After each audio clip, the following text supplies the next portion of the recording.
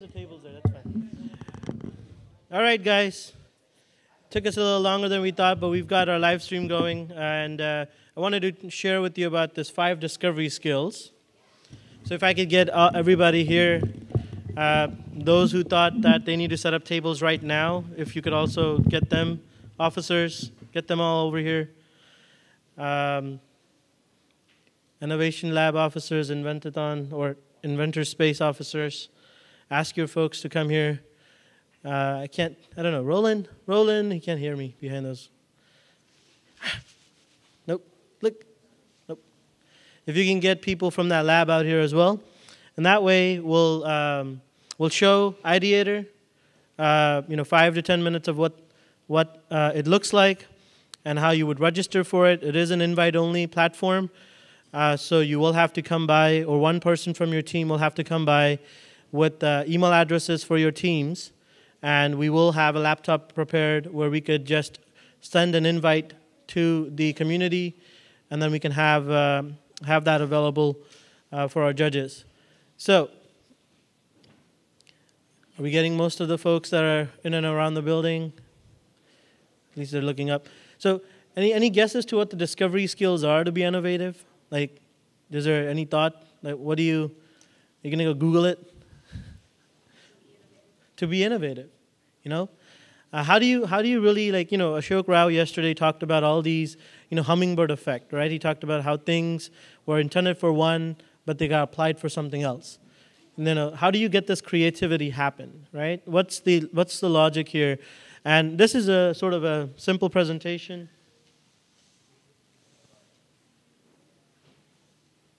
Do you see it? No? Let's get it moved over.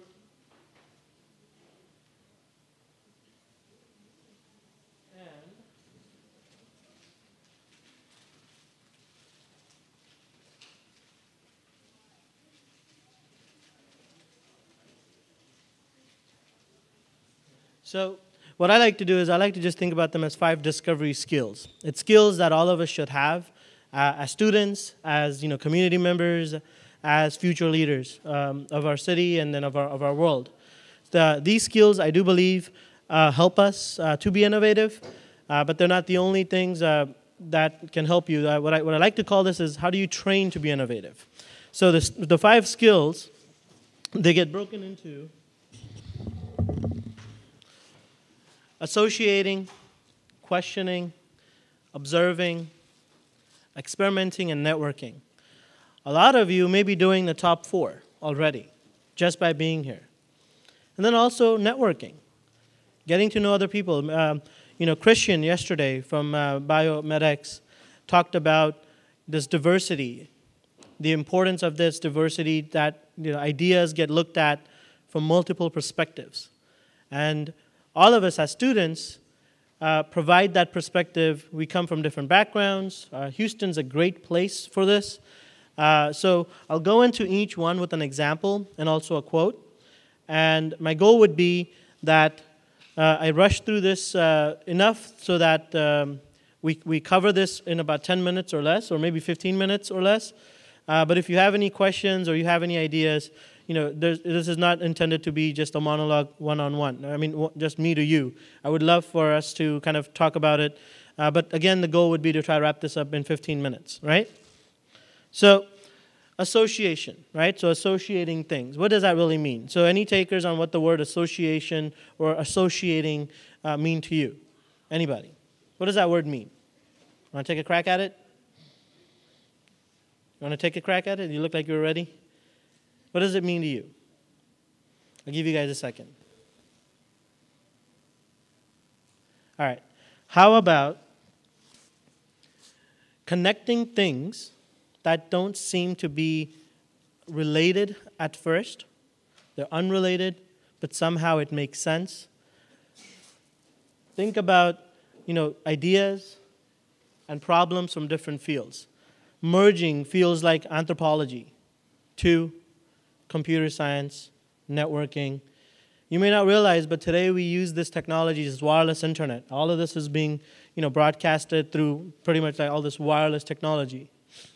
But in order for this wireless technology to work, someone actually studied ants and nodes and how ants behaved and how they got the message that food is here to the entire colony from one node to another. It's connecting those subjects is how you could be innovative. So the skill of association really means, learn as much as you can about different subjects, be open to learning different things. Even though it may seem weird or boring, you never know how it could help you connect that unrelated thing to your invention. So while we're talking about health, you never know if that solution for health comes through, other subjects. And that is the skill of association. So there is a guy that some of you may know, but he was responsible for Apple and some of the products that you're using. In fact, I'm using. Steve Jobs said that creativity really is about connecting things. So think about that for a second. Innovation really is creativity that works, right? Simply put, I also extend it and say innovation is creativity that works at the right time for the right people. Some ideas come too early, then they get shot down. Some ideas come, for the wrong group of people. The people are not ready for it, right? So it's also like time. So you have to think about that when you're working on your ideas and projects. That's why they say an entrepreneur has to be resilient, because people may not get it. You may, have a great idea that doesn't get commercialized. It may not work, but it's okay. Got to do it again. And yesterday, Ashok Rao mentioned that another gentleman beat Thomas Edison by 20 years when it came to a technology. I forgot the technology right now. But you remember him saying 20 years ago, but when Thomas Edison took that technology and made it work, and I think it was with sound, that's when it got really adopted. So some of the inventions that you may be coming up with today may not get, like any traction. People may not even understand it. But that's okay. That's the pain of being an innovator or even an entrepreneur if you're trying to commercialize it. But you got to deal with that. So, great people have said that, here's my tip. Like, what can you do, right?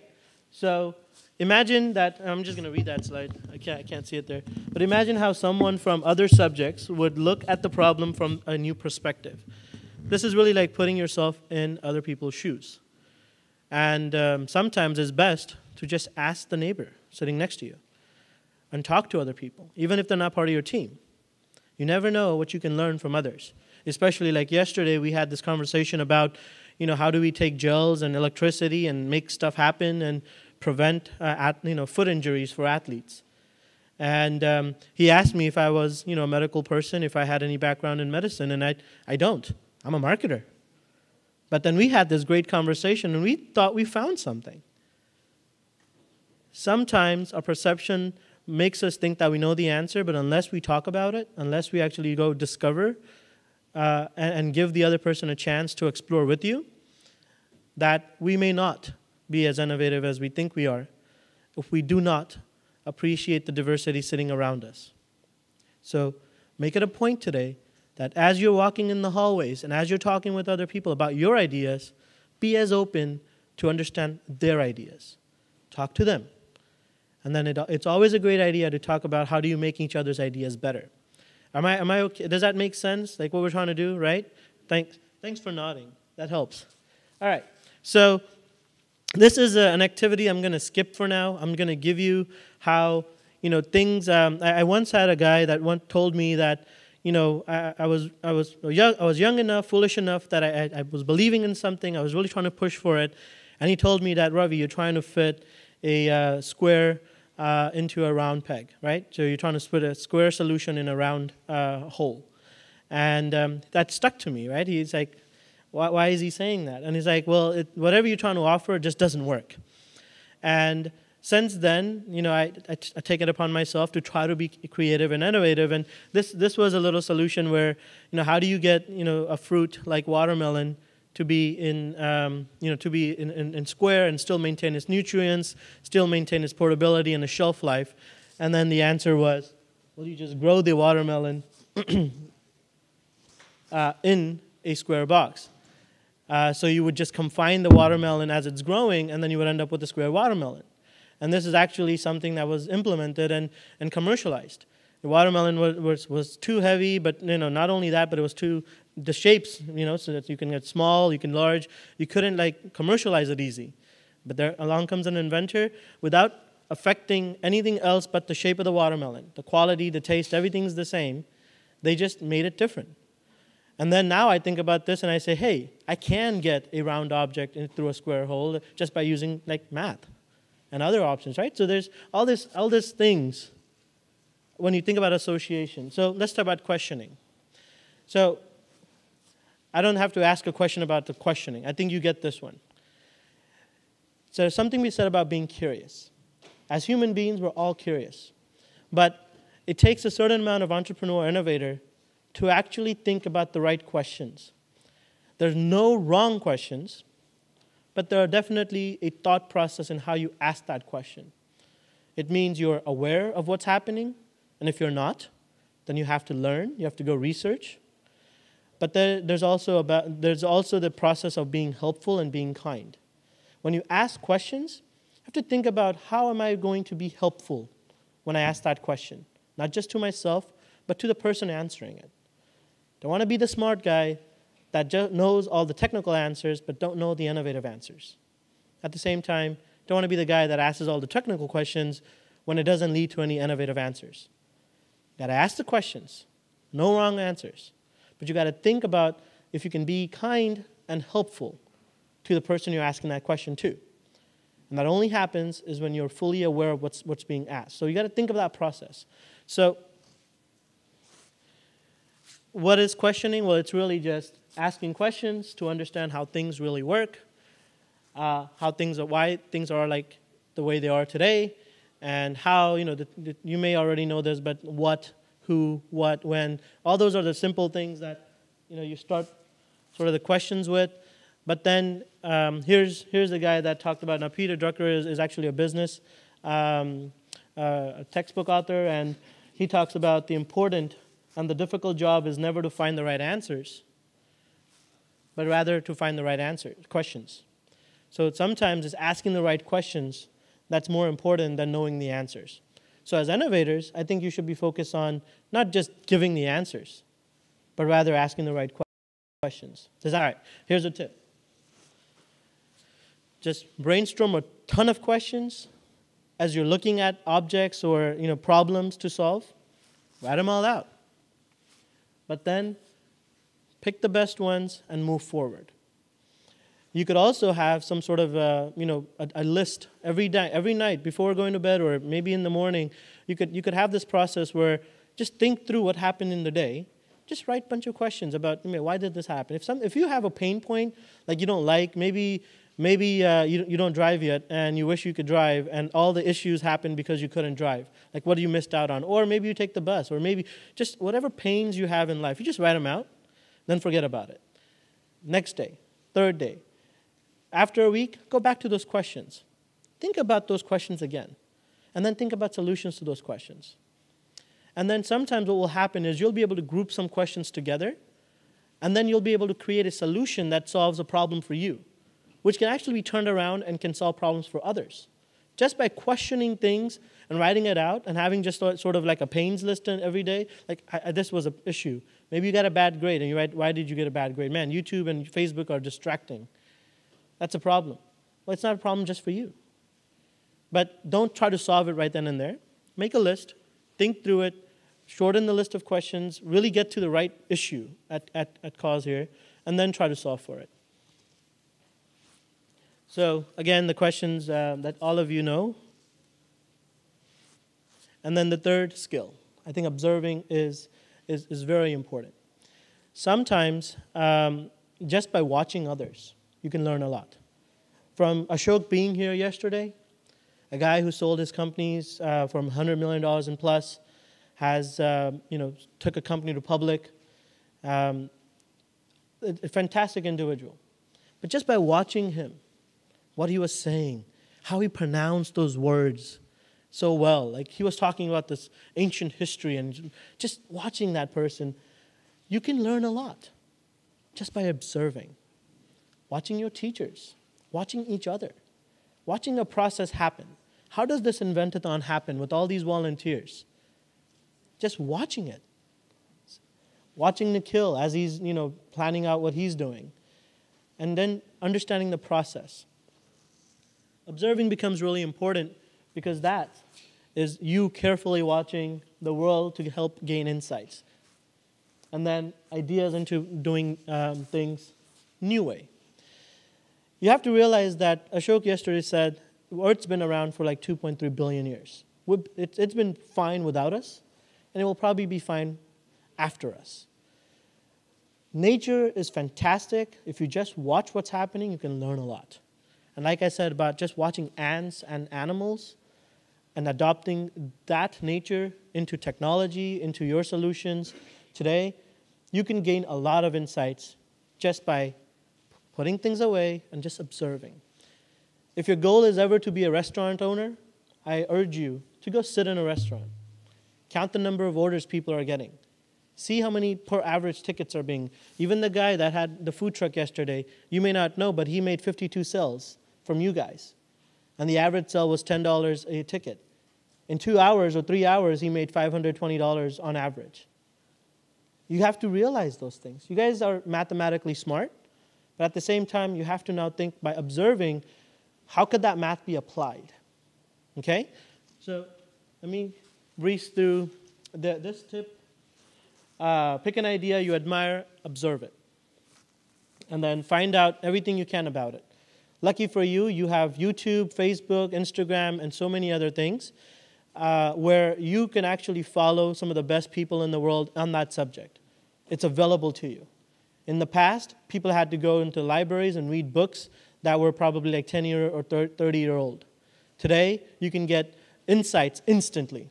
For example, Ashok Rao yesterday, his video was watched 1,500 times yesterday. Just within the past 24 hours, it's already been broadcasted. 1,500 people had seen that video, an hour and 30 or 40 minutes that he spoke. That is available to you now. So use that to your advantage. Don't go crazy, but at the same time, get in that field and get super knowledgeable about it. Experimenting. You're here for this, right? You know the scientific process for experimenting. Have a hypothesis, right? Validate your research. And then here's something to be said about that. Can I get my phone? It's probably one of you. So constantly visiting new places, trying new food, being open to different cultures and ideas. I don't have to tell you this in Houston. You got this. Experimenting, we're a top-notch city. But our goal really becomes learning new things and learning new perspectives. So here's a tip from our friend Thomas Edison. Anytime you fail, it's okay. You just found out one way that it doesn't work. So I haven't failed. I just found 10,000 ways that it does not work. So it's actually like flipping it and looking at it in a positive nature. Your goal should be to celebrate failure. Every time you fail, celebrate it. That's great, because now you know one less way, or one more way actually, that it doesn't work. So you're one step closer to making it work. Isn't that right? So in that case, celebrate failure and experiment. Experiment as much as you can, especially at this age. This is the time. So the tip, explore the world by engaging in new activities. Thanks for being here at the hackathon, right? It's a new activity, but now your goal becomes get other people to follow you, right? Join new social or professional activities beyond your normal scope. And in your case, beyond your school, which, again, you guys are doing already. So I've mentioned experimenting. You got this nailed down. So last and least, networking. Why is networking important? I mentioned earlier that it's that different perspective. But it also is, making relationships. One of the best things school will offer you is not the education in the classroom, but rather the friends that you make in your classroom. I tell you that the importance of that, some of my best friends today, they're successful entrepreneurs.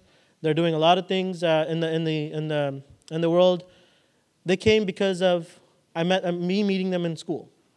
I learned a lot in school, but I got educated by my friends, if that makes sense. So I want you to think about that and just network, make friends, be open to it. You never know who's going to be working on the billion-dollar idea and he needs to hire, or he needs a co-founder, or the other way around. So lucky for you, again, the whole world is open to you. You could be on LinkedIn, you can be on Facebook, you can make new friends, and you never know. So I'm going to just recommend the tip there becomes make friends and build on relationships. Okay? And then, of course, be helpful and be kind to each other. So, any questions, comments, suggestions? Are we ready for today? Yes? Does that make sense? All right, I'll just put it up there for us one more time. Oops, we had more. Let's go make something. So day 2, once again, by 4 o'clock, we want to make sure you guys are in the hallway. Don't set up the tables now. Closer to 4 o'clock, when no one's here, go ahead and set up the tables. And then we will be using a tool called Ideator. I do need one person from each team, probably by noon, to come by and get registered. And then you can work on the submission on your own laptops. But it is an invite only. And let me show you what it looks like.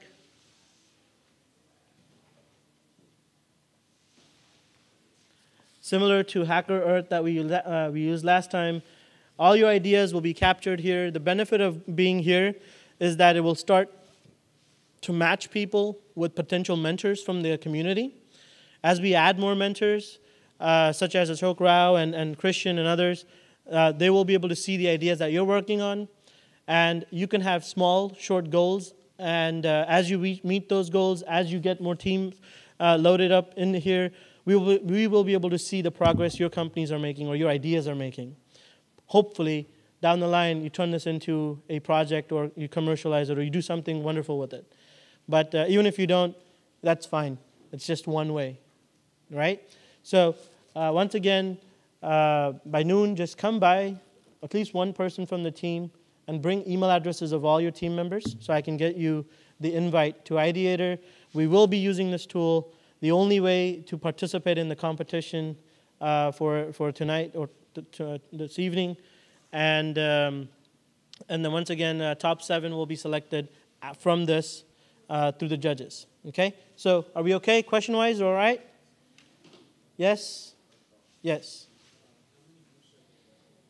So I actually don't know how many groups we have because some of you are individuals and some of you are representing 5 to 6 people teams. It should just be 5, no more than 5, I think. But so I don't know. We're going to find out after. In Ideator, we're going to put the Inventathon collection. So the collection will have all the teams. Last year, we had 21 ideas, and top 7 pitched up here. And then, yeah, you guys know top 3 will get cash prizes. So I don't know yet. We'll find out. But I would assume probably 15-ish or more. Okay? So that's all I had for you. Like I said, we may have a Bitcoin session. If we do, we'll just move it into a classroom and then talk about blockchain and how that works, how you could apply it towards help. And I hope you had a great day yesterday. But that's all I have for you now. So back to the music and go and explore and have fun.